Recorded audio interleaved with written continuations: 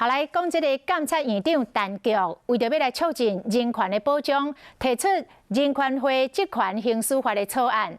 有媒体来报讲，民进党的立委质疑陈菊是要扩大监察院的权限，要来掠权。郭建明因为安尼真袂爽来转倒，双方母甲真无欢喜，敢有影安尼咧？郭建明甲陈菊拢痛骂讲，这是假新闻。 监察院举办国际人权日主题展览，院长陈菊和监察委员做参加开幕。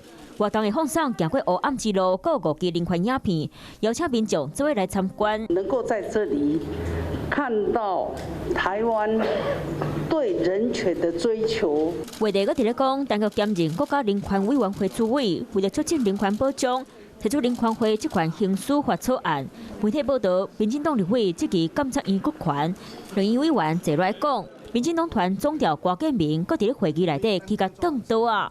是完全尊重立法院，所以并没有媒体所报道说什么拍桌什么没有。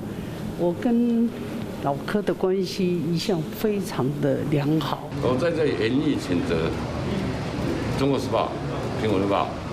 他所写出我拍桌，我打电话去跟他讲，完全没有这回事，有的就有，没有就没有。参加活动的陈建俊马上报道，进行针对选头案和农委会145网军案申请调查。每日院长陈菊伫咧院内开会，真侪摆公开提醒，莫看报纸提出调查，防质疑干涉监委独立刑事职权。误会。 那监察权去干预行政权，所以这个一定要小心去处理。我会说自己也中枪，不会啦。